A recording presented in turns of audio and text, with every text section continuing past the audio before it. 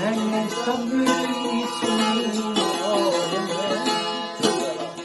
تو کہتے ہیں کہ کیا ہماری مسلمانی میں اس سے کوئی کمی آ گئی، یا آج کل کے نصاب کی وجہ سے پاکستان ایک بہتر معاشرہ بن گیا ہے؟ یہ دوسرا سوال بھی بہت ویلڈ ہے۔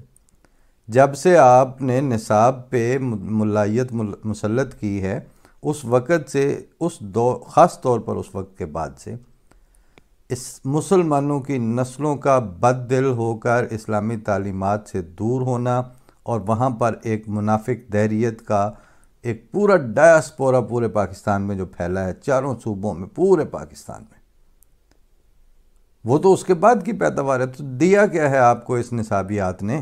اسلامیات کو تو چھوڑیں، اس نصابیات نے آپ کو کیا دیا ہے؟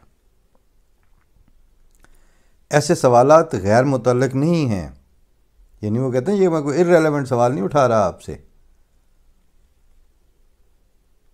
لیکن پاکستان میں ان کا ذکر اشارے کنایوں میں تو ہو سکتا ہے، لیکن کھل کے بات کی جائے تو مسائل پیدا ہو جاتے ہیں۔ ہمارے رویے عجیب ہیں۔ آج ان کا بھی وہ ہمارے جو ہے نا، وہ میں بڑے شوق سے پڑھ کے سنا رہا ہوں۔ میں نے ایک دفعہ عرض کیا تھا نا کہ ایک جگہ وہ سیمینار ہو رہا تھا، تو وہ بار بار کہہ رہے تھے کہ جی ہم ایسے ہو گئے تو میں نے کہا نہیں، آپ ہوئے، ہم نہیں ہوئے۔ تو ان کے ہمارے جو ہے وہ مجھے کافی اچھا لگ رہا ہے، کیونکہ کسی حد تک انہوں نے جو گند کیا ہوا ہے اس کو اون کر رہے ہیں۔ ہمارے رویے عجیب ہیں۔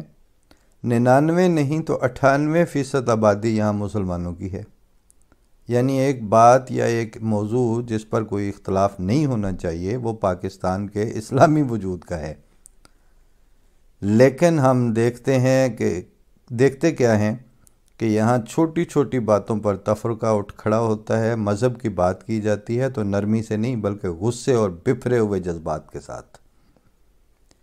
کئی ایسے گزرے ہیں جنہوں نے مذہب کے نام پہ ڈنڈے اٹھائے۔ طالبان کے ہم خیال لوگوں نے مذہب کے نام پر بندوقیں اٹھائیں۔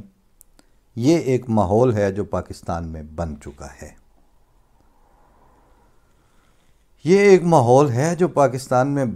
ہے۔ اب ایسے ماحول کو کوئی مسئلہ سمجھے تو یہ درس و تدریس سے جانے والا نہیں ہے۔ یہ ماحول کوٹ کوٹ کے ہمارے قومی مزاج کا حصہ بنا دیا گیا ہے۔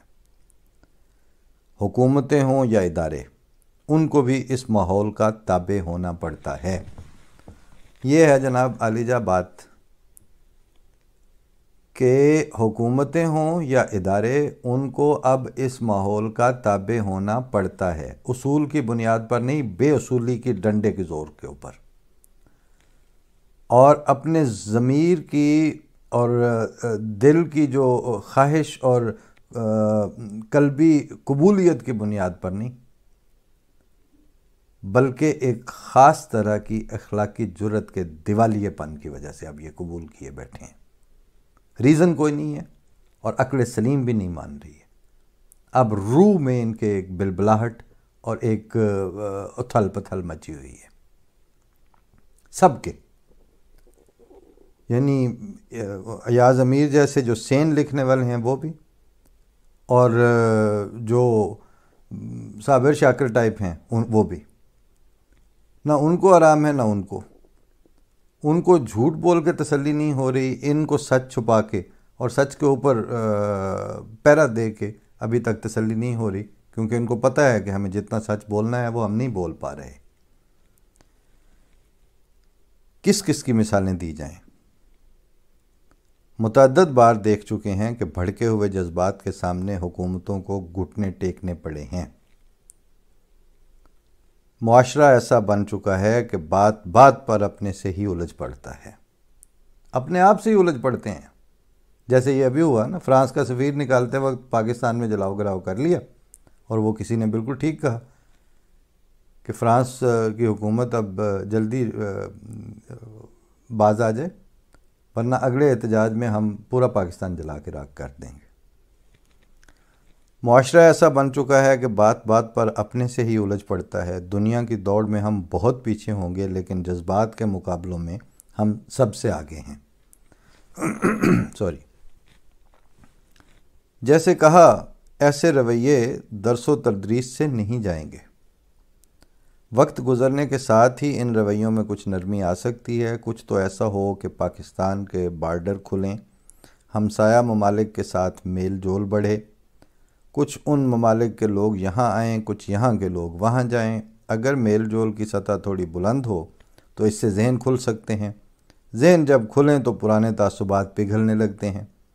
آج کل تو چلیں یہ کووڈ کی بیماری ہے، اندرون ملک ہی سفر کرنے سے ڈر لگتا ہے، باہر جانا تو دور کی بات ہو گئی۔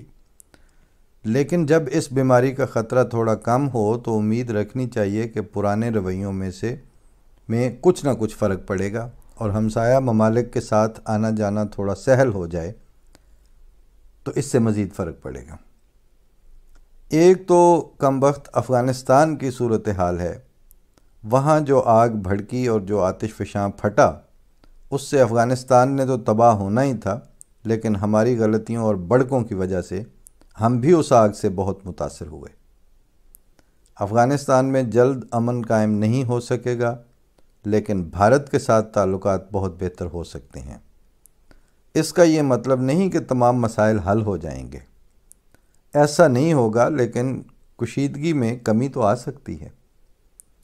کشمیر کا مسئلہ جلد حل ہونے والا نہیں لگتا، لیکن کشمیری بارڈر یا لائن آف کنٹرول کسی حد تک نرم ہو سکتے ہیں۔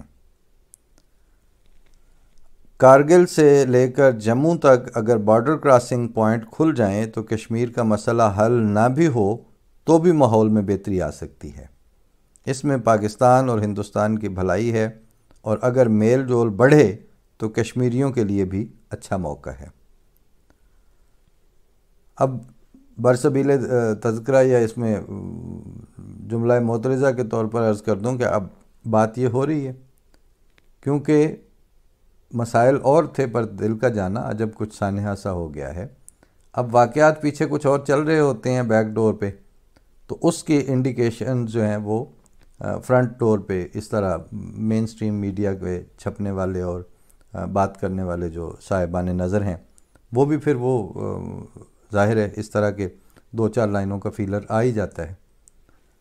ورنہ ایک زمانے میں نوائے وقت کے بڑے سینئر صحافی مسٹر اینڈ مسز گئے تھے وہاں انگلینڈ، اور وہاں جا کے انہوں نے جماعت احمدیہ کے چوتھے امام مرزا طاہر احمد صاحب رحمہ اللہ تعالیٰ ان سے با اصرار انٹرویو لیا اور اس کو پھر کشمیر کے حوالے سے خاص طور پر توڑ مروڑ کے پیش کیا۔ اب وہی باتیں اپنے انداز میں یہ بھی کر رہے ہیں۔ ایک اور بات کہتے ہیں کہ جس کے بغیر پاکستان کی اندرونی صورتحال نارمل یا بہتر نہیں ہو سکتی۔ یہاں پہ ذرا یہ قابل توجہ بات انہوں نے کی ہے کہ ہم تو کرتے ہیں تو کہا جاتا ہے کہ ان کے تو جوتیوں میں انگارے بھرے ہوئے ہیں، شاید اس لیے بات کرتے ہیں۔ یہ تو چکوال میں اپنے ڈین میں بہت مزے سے بیٹھے ہوئے ہیں اور بیٹھ کے کبھی لکھ دیتے ہیں کبھی نہیں لکھتے، اور standing in the corner and watching the world, دور دور تک احمدی ہونے کی وجہ سے کوئی پرسیکیوشن یا کوئی حق تلفی اس کا تو کوئی سوال ہی نہیں ہے۔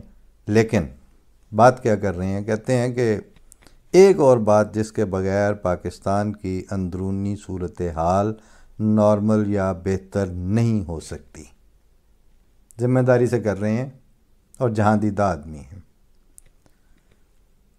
کہتے ہیں وہ ہے ضیاء دور کے ایک آرڈیننس اور اس کی پابندیوں نے پاکستان میں ایک خام خواہ کی گھٹن کی فضا پیدا کی ہوئی ہے۔ نام نہیں لے پائے، ہمت ظاہر ہے وہ پہلے ہی کٹے کھلنے کی وجہ سے وہ بات کر رہے ہیں، تو اب ایک لفظ ڈال کے تو وہ اپنے گلے پڑوا لیتے ہیں، اور ان کا کام بھی نہیں ہے۔ وہ جن پہ پڑی ہوئی ہے وہ بھگت بھی رہے ہیں اور وہ سہ بھی رہے ہیں اور وہ پلٹ کے بات بھی کر رہے ہیں۔ کہتے ہیں جنرل پرویز مشرف کا اصل قصور یہ بنتا ہے کہ وہ اس قانون کو ختم کر سکتے تھے، لیکن انہوں نے یہ موقع ہاتھ سے جانے دیا۔